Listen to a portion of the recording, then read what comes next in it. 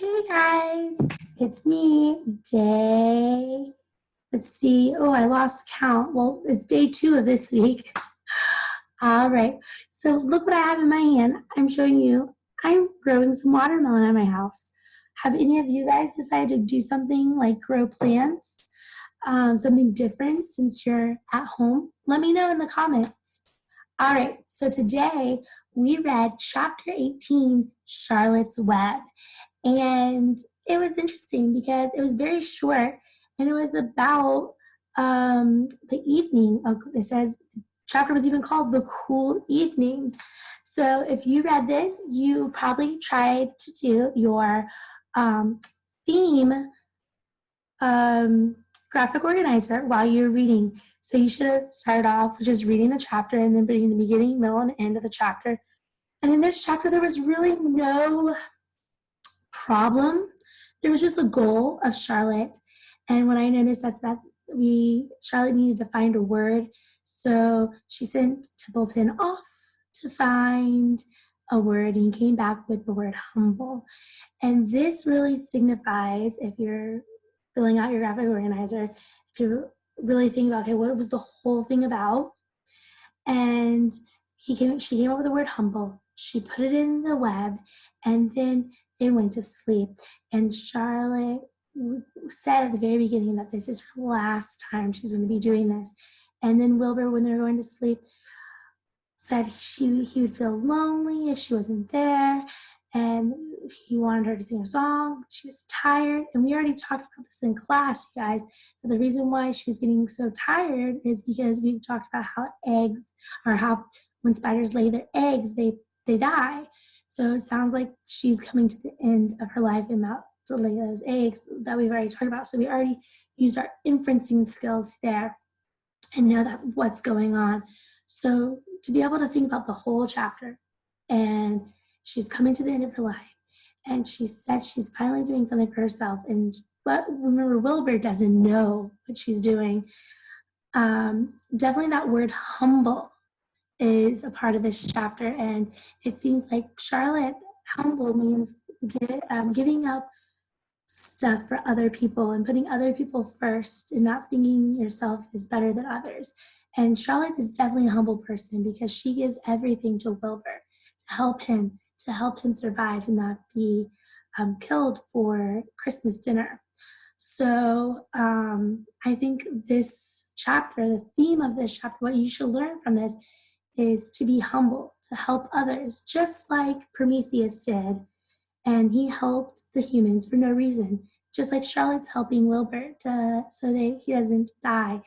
And Prometheus helped the humans so they would survive, not starve, and be warm. So again, here's a theme of helping others in this chapter. So hopefully you got that when you're filling out your graphic organizer and then thinking about that main idea, what the whole thing was about. Think about that big word humble, and you were able to get that out of here too, how Charlotte really does help Wilbur in every situation and puts him first, and even to go to the fair when she knew she was getting tired and she was going to pass away soon. So that's what you should have thought about while you're reading and doing that theme. However, here, after you were done with the reading, you were assigned some questions, some comprehension questions. Here are the comprehension questions that we are going to go over today. So, and this part is asking you who said it. You basically have to tell me who said this. And number 1, I already told you who said it. I shall be writing for the last time. She says this is her last time because she's getting tired. So we know that this one is, let me turn on my pen again. This one is Charlotte. And if you had trouble figuring it out, you just had to go back into the text and look for these exact words.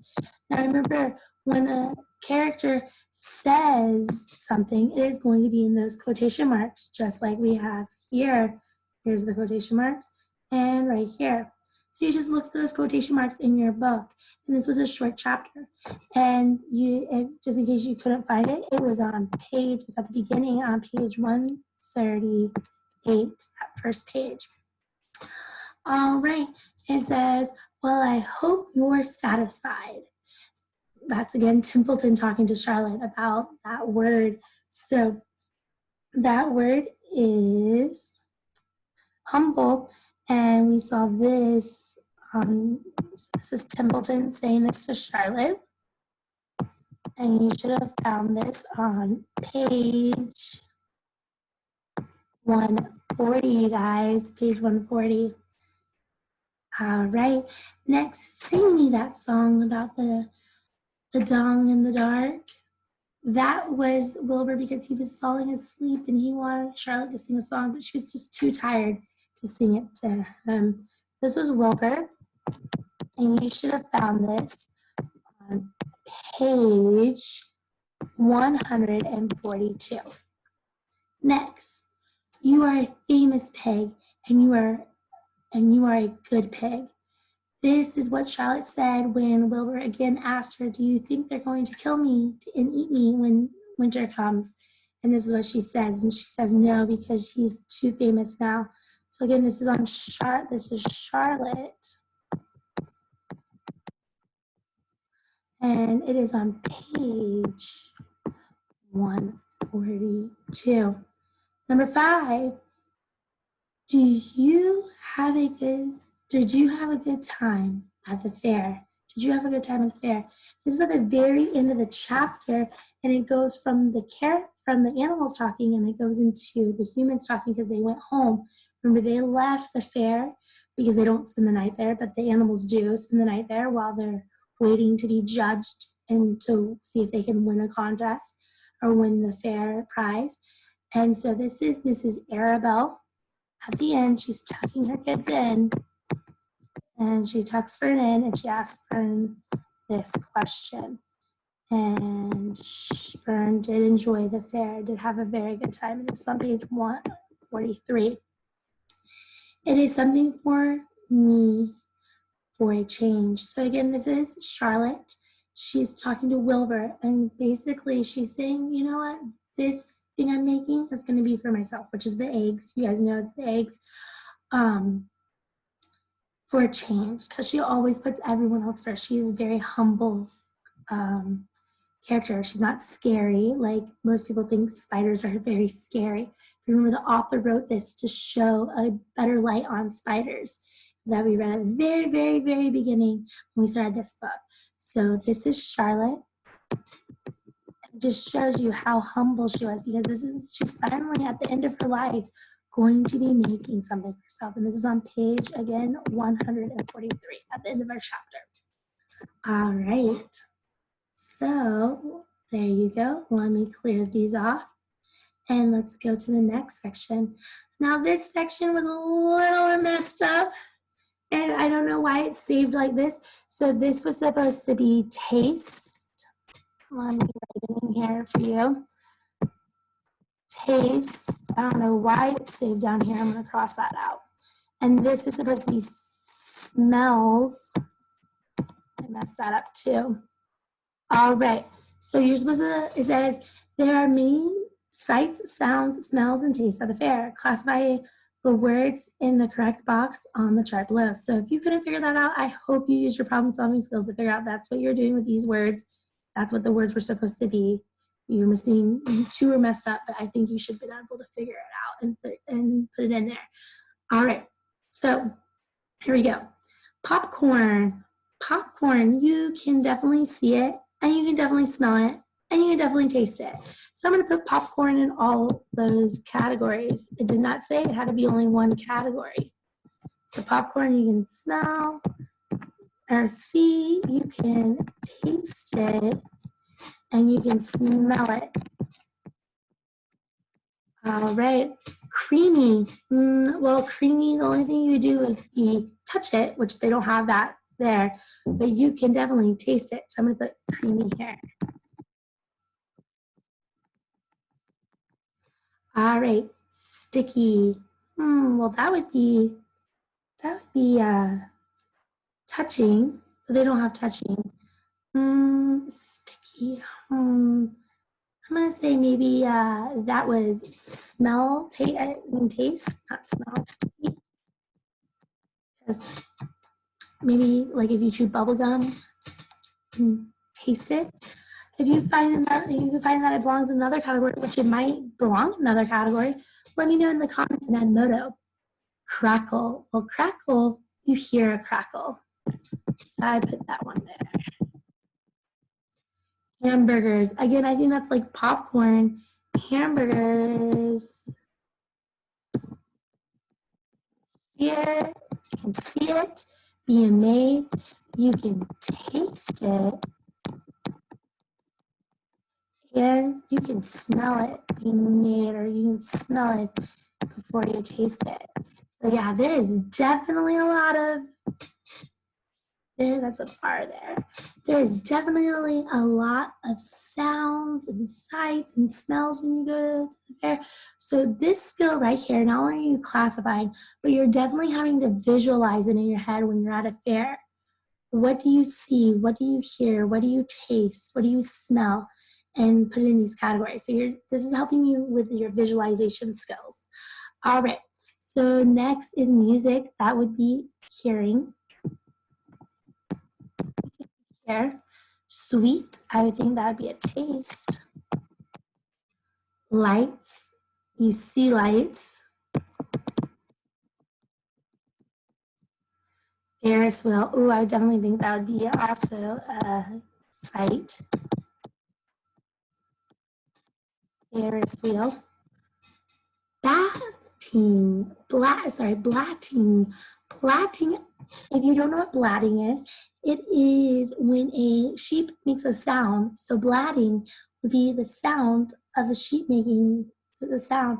So blatting, like the animals making blatting sound. So that would be hearing sound, blatting. Yes. All right, frying. Well, something frying, I would hear it. As a fry, I would hear. And generally when like your parents fry something on the oven or they fry it up in a pan, I would definitely say I could smell it in my house too. So I'm gonna say frying. I definitely think I could smell the fried food when you walk down the fair. Oh, and they dip it in that deep fryer. Oh yeah, I can definitely smell it. Sometimes it makes me a little queasy because there's so much smells. All right, let's see what a merry-go-round. Well, I definitely see the merry-go-round, and I hear the merry-go-round too with the noise. I can just hear it right now in my head. Oh man, this really makes me want to go to a fair, or at least go back to Disney where they have a merry-go-round. Oh man, I miss it so much. Hopefully they'll open up again sometime soon. So I'm going to do that under sights, and I'm going to do it under sounds, because I can definitely hear in my mind right now the sound of a merry-go-round. All right. Voices. Well, if you hear voices, yeah, I definitely hear voices, so that would be here. And midway. If you don't know what a midway is, that is the main section, like that main road on the fair where everything's at. It's the main part of the fair, like that you walk down. So I definitely think that's a sight, because you would see all the rides and all of the food vendors and all the fun things going around you and all the people. So I'm going to say that's definitely a sight. Now, if you found that another one went into another category, comment on Edmodo. I would love to hear if you think another one went in another category, because it could have been, as you saw, popcorn was in 3 categories. So let me know if you find something else that was in another category. All right, now I'm going to clear this off, and we're going to go to the next page. So with this section, even though it was a small chapter, we had a lot of work to do with it, because there's a lot going on and a lot of meaning to it, and they're at the fair. All right, so the next page, here we go, you guys. This next page, it's just double consonants. And I know we've gone over this in class, and some of us had difficulty knowing what it is, but once we described it, or once I told you, you guys are like, oh yeah, I know what a double consonant is. Remember, it's when 2 letters are exactly the same and they're in a word. Now, sometimes this just happens naturally in a word, like the word happy with 2 P's, it's just there. Or sometimes you have to double the consonant before you add an ending because there's a short vowel consonant, and then you have to add an ending to it, so you have to double it. Remember that rule: when there's a short vowel and a consonant, before you add the ending, another ending to it, like a suffix like ed or ing, you have to double it. All right, so let's go to this one. Some of these, like I said, just have it in it, and some of them, if you added an ending, you had a consonant. So the first one was messenger, so that was S. Oh, let me turn on my pen, here we go. So it's SS right there. The next one was Ferris wheel, which we already saw used before. Ferris wheel, which is R. Oops. Oh, that's a little blurry. Let's undo that. R. The next one was the word happy, which is 2 P's. Then we had the word unrolling. Now, all these words were in this chapter. So some of these are going to be a little confusing. You're like, oh, no, I thought it was this. Remember, the word had to be in the chapter. So if you weren't sure which one it was, you can always go back and look in the chapter. All right, so this one was unrolling, and that's what Templeton did. And the next one, at first I thought it was the word grilled, but it wasn't the word grilled. It's actually the word grinned. So if you got grilled, it was not in the chapter. It was the word grinned was in the chapter. The next one is scattering, double T's. Then we have the word bagging. Then we have the word can, and the word rattle, and then the word sparrows. All right, now, if you looked at canned, this is what I was talking about with those double consonants. Since there's a short vowel and an N, can, you add, if you wanted to add can, the ED to make it pass, to add that ED, you had to double the N. So you had to make another N and then add ED because there was that short vowel consonant. So you have to double the consonant and then add the ED. Just like the word begged above it. Short vowel is the E, and then you have the G, beg. So since you want to make it begged, add the ED, you have to double the G and add ED because this E was short vowel and then a consonant. So you have to double the consonant and add the ED. So make sure you know that trick, not that trick, that rule, because we learned that in class and that is very important. All right, to know how to spell. All right, I'm going to clear that off. And now we're going to the last part. The last part was the really fun part because it required you again to infer, know what you know about going to a fair and who Templeton is from the book, how he collects things and how he likes to eat weird things, like especially that rotten egg that burst open in the beginning of our book. So you have to know him, you have to know what you know about a fair and put them together. Here it says Templeton struck out on his own to find what he could at the fair. Think of all the things that might be laying around or on the ground that Templeton would enjoy eating or collecting. Remember, he likes to collect things too. So first I started off with the things that he likes to eat. What things would he like to eat that would be left over? So I was thinking of things that he would like to eat that would be left over. I first came up with eating like a candy apple. So like most of the time people don't eat all of their candy apples and they leave the core there. So I'm gonna put a candy apple core. Probably be like left over in the trash or on the ground. Pieces of cotton candy, like little, maybe the stick of the cotton candy, and it has like where someone ate it and it turns into like that sugar like lumpy stuff. Yeah, so I'm gonna say leftover cotton candy.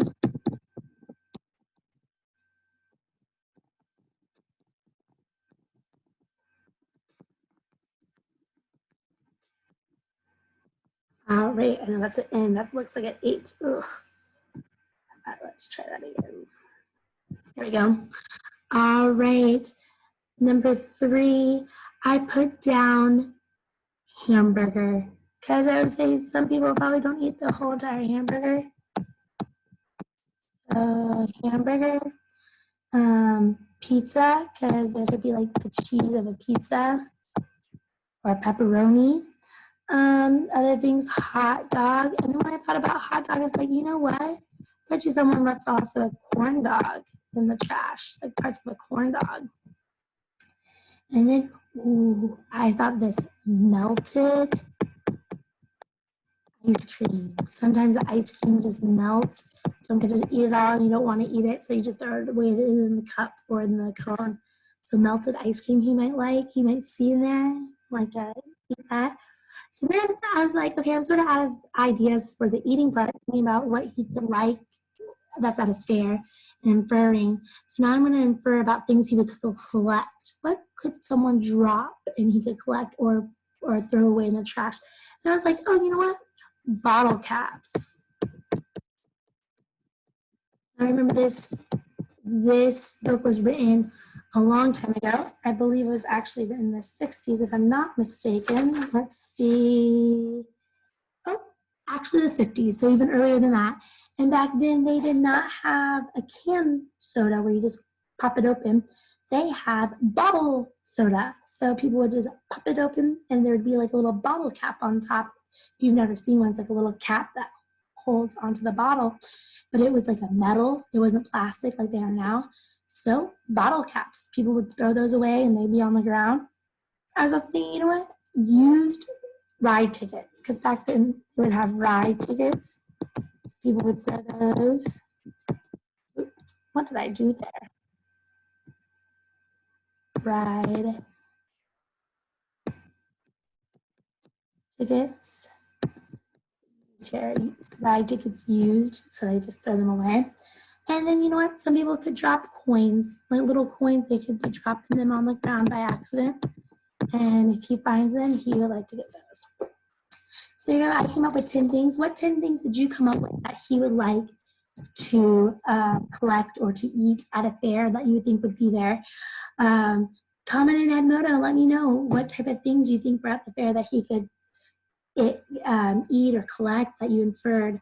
All right, so I'm going to clear that off. And now I'm going to stop sharing my screen because we are done with today, reading chapter 18. Tomorrow you will read chapter 19. Before we do that, I have a box. And in my box, there's another clue. Clue number 2. Here we go. Yesterday, the clue was about what makes things green and occupies children in the summertime.